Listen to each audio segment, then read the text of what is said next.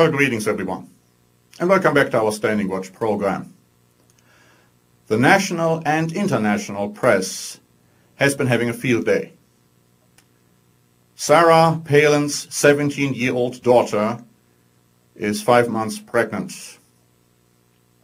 When that news was revealed, the Palin family issued a statement that the couple will marry and that they will keep the child.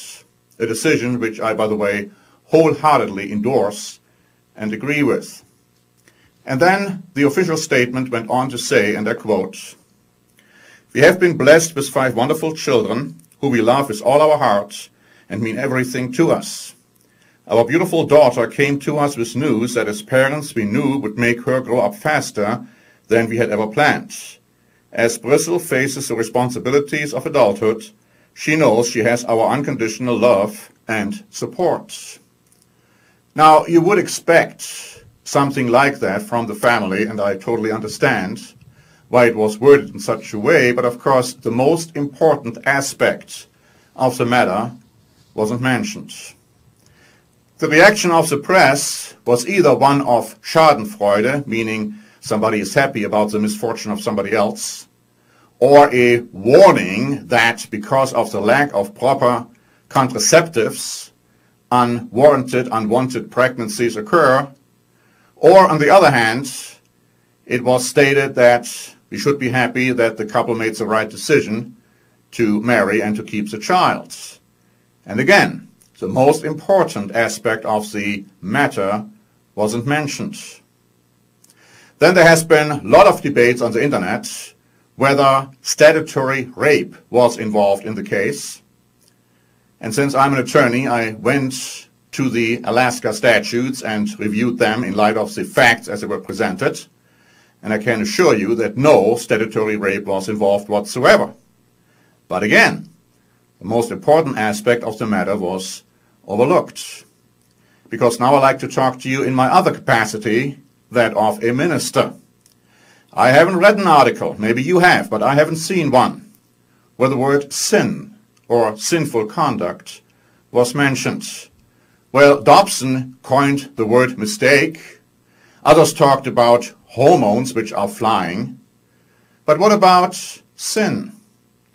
God says in His Word that we are not to engage in adultery or fornication. Now, adultery is talking about a sexual relationship with at least one partner who is married. Fornication is talking about a sexual relationship with 2 partners who are not married.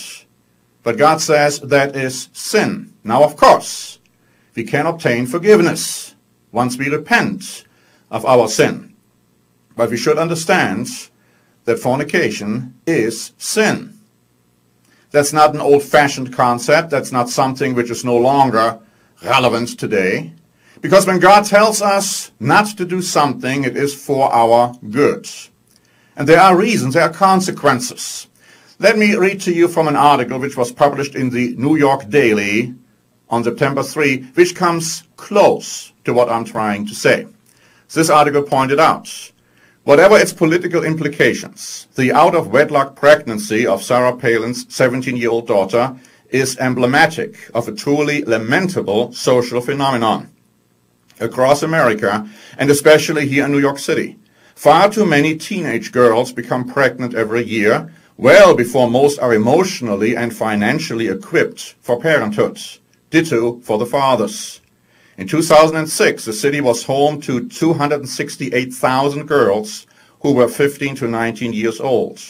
More than 23,000 got pregnant, which was more than double the national rate. These pregnancies added to a national total of roughly 730,000 teen pregnancies, 80% of which were unplanned.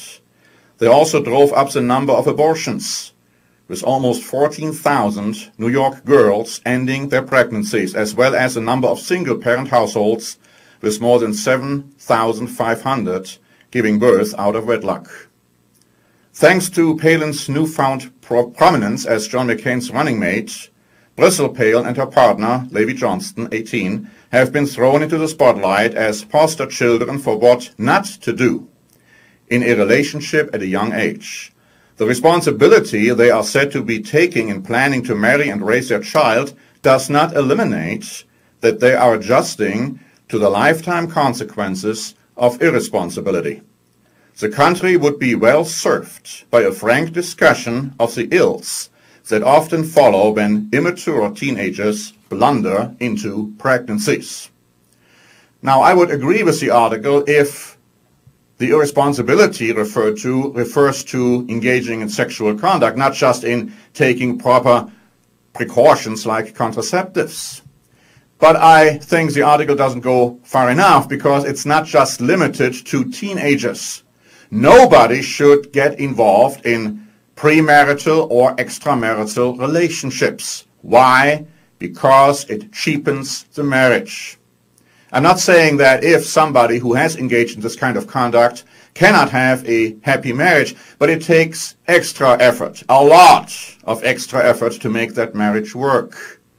The fact that parents teach their children the right conduct, of course, is no guarantee that children actually then, when they grow up, follow that kind of teaching.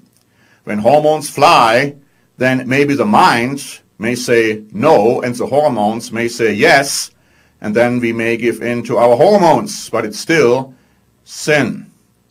You see, some people have said when I make these statements, I'm old-fashioned, I don't live in this modern age where everybody does it. Well, the fact that everybody does it may not make it right. As Christians, we are supposed to look at what God tells us in His Word, and He tells us very clearly, with relevant and up-to-date information, don't commit adultery and flee fornication. These modern words should ring loud and clear to our modern ears. What's wrong with waiting?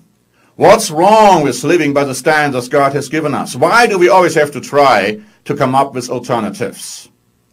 I'm wishing the Palin family all the best in this very difficult situation, but let us not forget, my friends, that the best course of conduct is to wait until the time of marriage has arrived. Thanks very much for watching. This is Norbert Link for the Standing Watch program.